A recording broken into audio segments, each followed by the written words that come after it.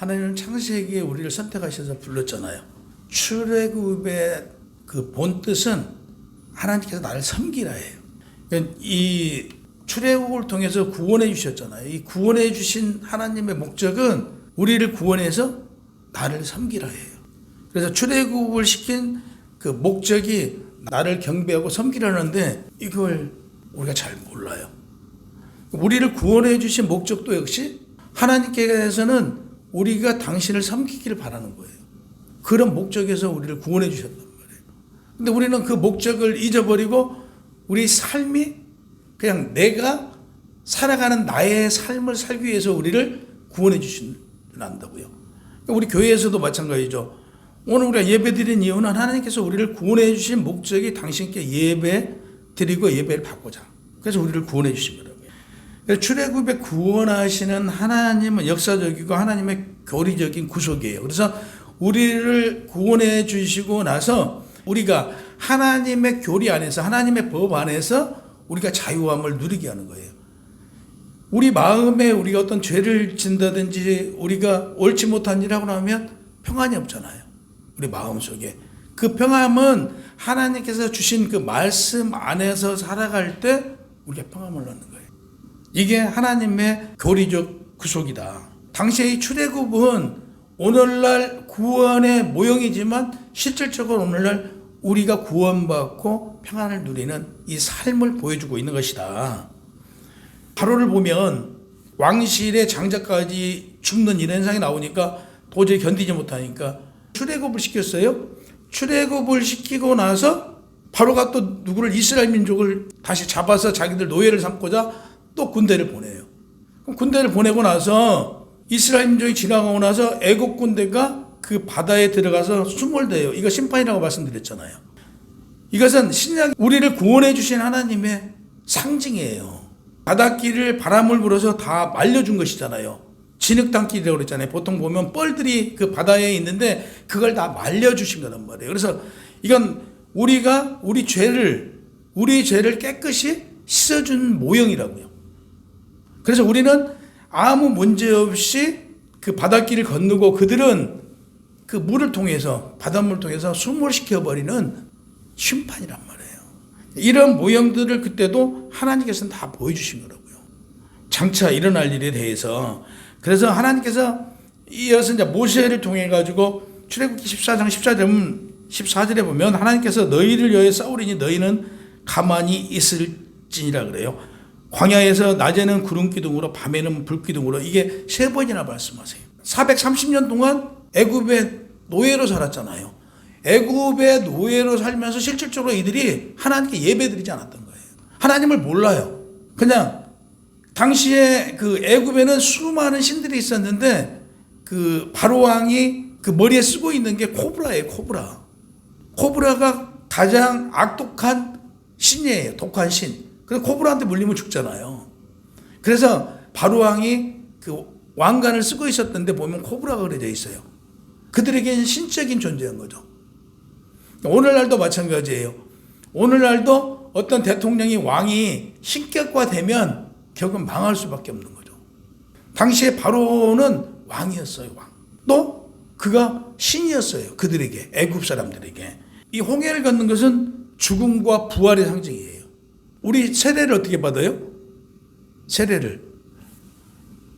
원래는 침례는 물에 빠져서 건진단 말이에요. 그러면 이걸 우리가 조금 줄여서 머리에 물을 얹잖아요. 물을 뿌리는 것은 무슨 얘기냐면 죽는 걸 상징하는 거예요. 다시 태어난 거예요. 육적인 삶은 다 없어지고 이제부터는 영적인 삶을 사는 거예요. 그래서 다시 침례를 본다고 하면 물에 들어가서 죽어서 다시 올라온 거란 말이에요. 이걸 상징하는 거란 말이에요. 여기서도 어디를 건너갔어요? 홍해? 바다를 건너가잖아요. 그 통과하는 것 자체가 우리가 죽음에서 새 생명을 얻는 걸 상징하고 있다 이거죠. 보이지 않는 이런 뜻이 다 있고 이때 당시 하나님께서 이런 길을 인도해서 너희가 새 생명을 그 홍해를 건너면서 새로운 생명을 주신 거란 말이에요. 구약에는 홍해를 걷는 과정이 방금 말씀드린 바와 같이 신약에 와서는 그리스도 예수와 더불어 우리가 홍해를 걷는 거란 말이에요. 바다를요. 그래서 우리가 지금 세례받고 구원을 받았잖아요. 그래도 우리가 신약에 와서는 예수 그리스도와 더불어 세례받고 구원을 받는 것을 나타내고 있다. 그래서 과거지만 당시 현재고 현재 오늘날 미래를 나타내고 있다. 16장은 신광야에서 발생한 사건이에요. 우리가 신광야에서 만나와 메추를 하기로 먹을 것을 충분히 줬잖아요. 근데 이스라엘 백성들은 뭐 달라고 그래요? 먹을 게 부족하다고 부르짖잖아요. 그리고 모세한테 대들고 이어서 하나님한테 원망하고 그들은 오히려 애굽에서 종살이 했던 때를 그리워해요. 이런 배은망덕이죠. 종에서 새로운 생명을 주었더니 고작 한다는 얘기가 종으로 살았던 게 더 나았지 않았냐라고 그런 얘기를 해요. 그 광야를 떠나 그 노정대로 느비딤에 장막을 쳤어요. 백성들이. 물이 없어요. 마실 물이 없어. 물론 생명의 근원수는 물이에요. 물이 없으면 사람은 죽습니다. 근데 물이 좀 떨어지니까 먹을 게 부족하다고 불평불만했던 사람들이 모세한테 불만을 터뜨리고 이어서 하나님까지 시험을 하려고 들어요. 그들이요. 물을 달라고. 왜? 우리 종살이 잘하고 있는 우리를 왜 끌어내서 우리와 자녀들과 짐승들까지도 다 죽이려고 하냐라고 원망해요. 그러니까 모세를 돌로 쳐서 죽이려고 한다라고 모세가 기도를 한 게 당시에 얼마나 심각했는가를 알 수 있죠. 하나님 해결해 주십시오. 이거 물을 주셔야 될 거 아닙니까? 라고 이제 기도를 했더니 하나님께서 말씀을 하신 거죠. 그래, 물을 주마. 그 이스라엘 장로들을 데리고 나가라. 나가서 반석에 가서 반석을 치라. 내가 물을 주리라. 근데 당시에요, 그 광야의 오아시스에는요, 물이 있었대요. 이 반석을 치면 물이 나올 수가 있었대요. 근데 모르는 거죠, 이 사람들은. 이스라엘 민족이나 모세는 몰랐는데 이걸 기도 중에 하나님께서 가르쳐 주신 거예요. 쳐라. 그러면 물이 나오리라. 근데 치니까 실질적으로 물이 나와서 먹잖아요. 모르는 거예요. 우리는 인간들이 눈앞에 있는 것도 몰라요. 눈앞에 있는 것도 모르지만 하나님께서 가르쳐 주셔서 치니까 물이 나온 거란 말이에요. 그 정도로 어리석어요, 우리들이.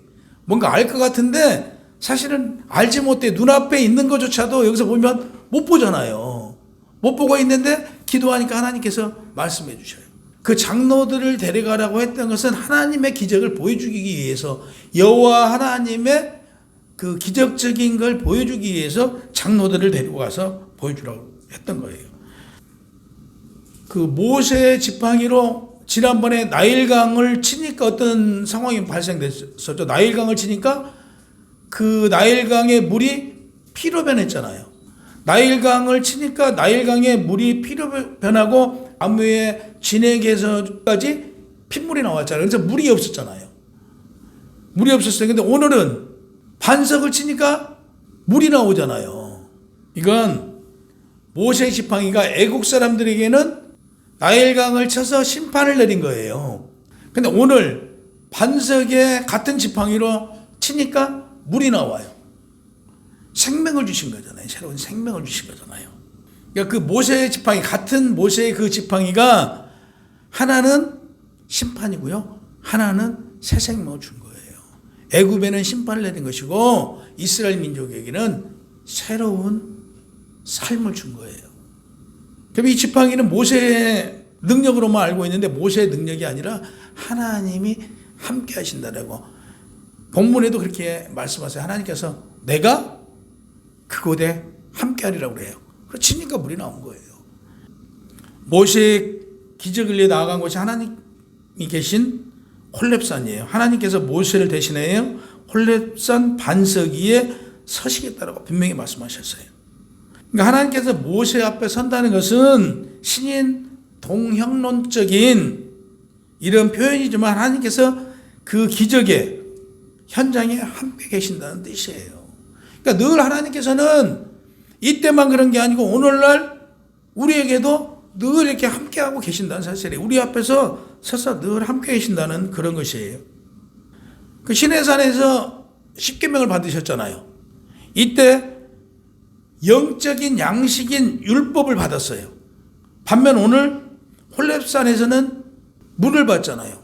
반석에서 육적인 음료를 받았다고요. 우리가 물이 없이는 살 수 없어요. 그러나 여기서 반대적으로 우리가 법이 없이는 살 수가 없어요. 이 법은 영적인 양식이라 이거죠. 우리가 하나님께서 우리에게 주신 그 법을 지키지 않으면 우리는 마음이 심히 불편해서 평안한 삶을 살 수 없다. 이걸 말씀하고 계세요. 홀렙산에서는 육적인 양식을 우리가 받았다.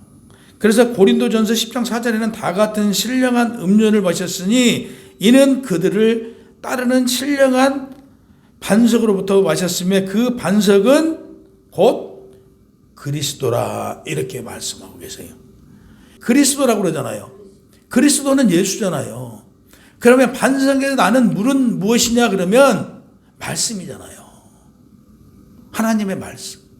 우리가 하나님의 말씀을 먹지 않고는 살 수 없다는 얘기예요. 결국에 하나님의 말씀을 우리가 먹고 마시지 않으면 죽을 수밖에 없다.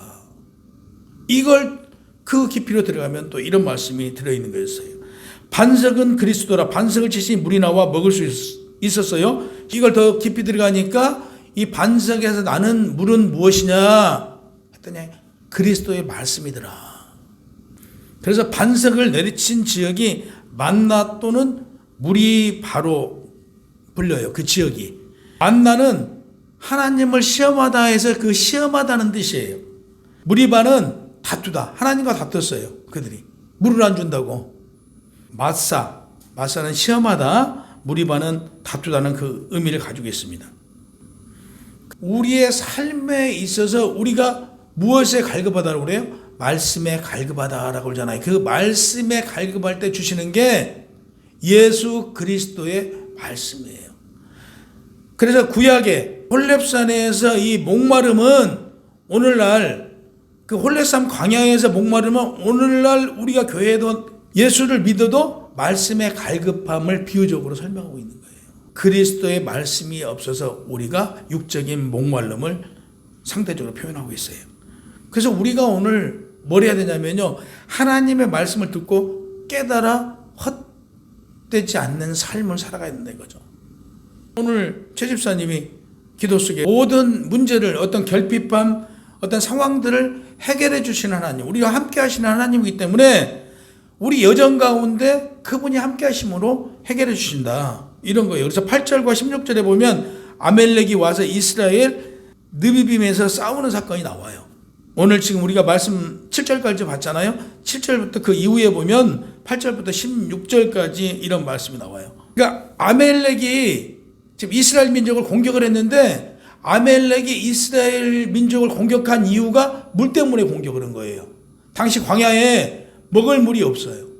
그러니까 물을 얻고자 이스라엘 민족을 공격을 해요. 그래서 이스라엘 민족 편에서 보면 자기들이 땅을 지키기 위해서 생존하기 위해서 첫 번째 이게 싸움인 거죠. 아멜렉은 창세기 36장 2절에 의하면 에서의 13번째 자손으로 기록되어 있어요. 아멜렉 자손들이. 근데 그들은 시내반도의 네베부 지역에서 거주하면서 유목 생활을 했던 민족인데 굉장히 호의적인 민족이었대요. 그러니까 온순했나 봐요. 온순했는데 물이 없으니까 결국에 이스라엘 민족을 칠령을 했던 것이죠. 그럼 영적으로 다시 얘기하면 에서의 민족들이 말씀이 없었던 거예요. 말씀의 갈급함이 결국에 전쟁으로 이어졌다고 말씀드릴 수 있고요. 아멜렉의 최도로자 모세가 여호수아에게 군대를 보조하라고 합니다. 그들이 아멜렉 군대가 쳐들어오니까요. 모세가 여호수아에게 군대를 소집을 하고 그래요. 여기서 여호수아가 처음 등장을 해요. 성경에 여호수아가. 근데 이 여호수아에 대해서 처음 등장을 하는데 여호수아가 누구인가에 대해서도 말도 없이 막 등장을 해요. 여기서. 근데 이 여호수아는 이미 지금 성경에 기록된 걸 보면 모세 오경을 기록할 당시에 여호수아가 누구였는가 충분히 알고 있었다는 얘기죠. 이때 당시에 그만큼 알려진 사람이었기 때문에 바로 여호수아가 등장을 했다. 여호수아는 그 모세의 말대로 바로 군대를 소집해요. 그리고 나서 모세가 얘기해요. 우리를 위하여서 나가서 아멜렉과 싸워라. 여호수아가 순종해요. 나가서 아멜렉과 싸워요. 모세는 내가 높은 산으로 올라간다고 그러잖아요. 산 꼭대기에 올라가서 내가 진두지휘 하겠다고 그러는데 이때 하나님께서 모세와 함께 해주세요. 모세가 손을 들면 이스라엘이 아멜렉을 이기고 손이 내리면 아멜렉이 또 쳐들어오고 또 올리면 이스라엘이 이기고 이걸 거듭된 거예요. 그러니까 그 양 아론하고 훌이 같이 가갖고 손을 든 거예요. 이거 너무 힘드니까 이 손을 받치고 있어요. 받치고 있어서 결국에 아멜렉을 무찔러요. 여호수아가. 여기서 이 손을 올리면 이기는 건 누구예요? 이게 모세의 능력이에요? 하나님의 능력이잖아요. 그래서 아론하고 훌이 이 손을 못 내려오게 붙잡았던 거예요. 그래서 결국 전쟁에서 이겨요. 이게 무슨 얘기냐면 하나님께서 모세와 함께 해주고 있어요. 여기서 가장 중요한 것은 모세가 여호수아에게 너는 군대를 모집하고 나아가 우리를 위해 싸우라고 그래요. 순종이잖아요. 그러면 아론과 훌은 모세를 도와 손을 들게 했던 것이죠. 그래서 우리가 기독교에서 가장 중요한 것은 내가 무엇인가 나 혼자 할 수 있다고 생각하면 안 돼요. 이건 교만이에요. 내가 무엇인가 나 혼자 할 수 있다, 이건 교만이에요. 여기서 모세가 여호수아를 시키고 여호수아 순종하고 아론과 훌이 힘을 모아요. 여기에 승리로 이끄시는 하나님의 능력과 하나님의 계획이 들어있지만 여기에 순종하고 따르고 협력했을 때 이건 이루어진단 말이에요. 우리 삶도 이렇다 이거죠. 나 혼자 내가 잘났다고 내가 독불 장군한다고 그래서 무엇을 얻을 수 있는 건 아니다. 우리가 모일 때 하나님께서 역사하신다고요. 본문에 여호수아와 훌이 등장을 해요. 모세가 십계명을 받으러 올라갔을 때 그 형 아론과 훌이 재판장으로 재판했던 사람이다. 이 손을 든 것은 하나님의 능력의 상징이에요. 중재로 도구로 이 손을 들게 해준 아론과 훌, 이건 능력을 구하는 거예요. 그래서 우리가 기도하면서 이런 기도도 하잖아요. 손을 들고 하나님 하고 이렇게 기도하잖아요. 손을 들고. 이게 하나님의 능력을 구하는 행동 중에 하나라는 얘기죠. 그래서 우리가 손을 들고 이렇게 기도를 한단 말이에요. 이런 행동들, 모세가 산에 올라가 있는 모습들, 당시에 그 이스라엘 군대가 모세가 저 산에서 전쟁을 지켜보고 있어요. 그래서 모세가 하나님께 능력을 구해요. 손을 들면 이스라엘에게 우리가 알 수 없는 힘이 생겨서 아멜렉을 치고, 손이 내리면 이스라엘 힘이 떨어져서 퇴보하고, 이런 현상들은 알 수 없는 현상들이지만 하나님께서 그들에게 능력을 주고 계신 걸 그 모세를 통해서 알게 하신 하나님. 그래서 전쟁 후에 거기다가 깃발을 세웠어요. 그게 그 깃발이 단을 쌌는데 그 단의 깃발이 여호와 니시예요. 여호와 니시. 물론 전쟁에서 승리로 이끄신 분은 하나님이에요. 전쟁에서 이기도록 이끌어주신 조력자는 하나님이신 건 맞아요. 그러나 우리가 각자 여호수아, 아론, 훌, 그들이 각자 맡은 일을 충실히 잘했을 때 승리했다는 사실, 우리가 이걸 잊어서는 안 되겠습니다. 하나님의 말씀에 따라 모세가 제단을 쌓고 그 이름을 여호와 니시라고 했다라고 말씀드렸잖아요. 이 제단은 하나님께 감사하다는 뜻이에요. 그래서 아멜렉과 싸워서 이긴 것을 기억하게 하라고 그랬어요. 그 아멜렉이라는 그 조상은요, 하나님께서 말씀하세요. 다 없애버리겠다라고. 근데 그 아멜렉이라는 조상은 기억할 수도 없이 다 없어졌어요. 그러나 여호와 니시, 이걸 후대에게 이런 일이 있었다는 것을 알리라고 그래요. 정리합니다. 모세의 지팡이는 나일강을 치니까 핏물로 변한 것은 애굽 사람들에 대한 심판이고, 오늘 홀렙산에서 반석을 치니 물이 나온 것은 우리에게 새 생명을 준 거예요. 그래서 우리의 생명을 준 것을 우리가 잊지 말아야겠죠. 또 두 번째, 아멜렉 전쟁에서 모세가 손을 드니 하나님께서 이스라엘 민족에게 힘을 주신 거예요. 그래서 그 알 수 없는 힘으로 아멜렉을 전쟁에 무찌르게 한단 말이에요. 이런 그 하나님의 역사하심이 우리의 삶 속에서 함께 하신 하나님. 그러니까 우리 능력으로는 안 되지만 하나님께서 함께 하시면 승리할 수 있다는 것을 보여주신 거란 말이에요. 그러니까 무엇인가 내가 혼자 할 수 있다는 교만이에요. 그래서 우리는 늘 협력해서 선을 이루어 나가야 돼요. 그래서 교회에서도 역시 그거죠. 각자 은사를 줬어요. 그 은사가 모여지는 것이 교회예요. 그래서 각 사람에게 모여진 그 은사가 모여지면 교회가 되는 것이고, 그 은사가 모여지면 그 은사를 통해서 세상을 변화시키고 하나님 나라를 만들어가는 거예요.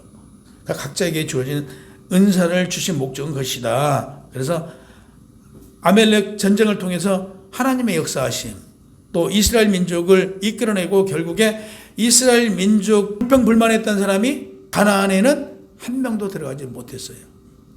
당대에. 그래서 모세도 가나안에 입성하지 못하고 여호수아가 결국에 그 백성들을 데리고 가나안에 들어가잖아요. 그렇다고 우리가 어떤 불평불만하면요, 이들과 같이 가나안 못 볼 수도 있어요. 그래서 우리는 가나안에 입성, 다시 여기서 영원한 천국에 입성할 수 있는 그런 온전한 믿음의 소유자들이 되시기를 주님의 이름으로 축원합니다.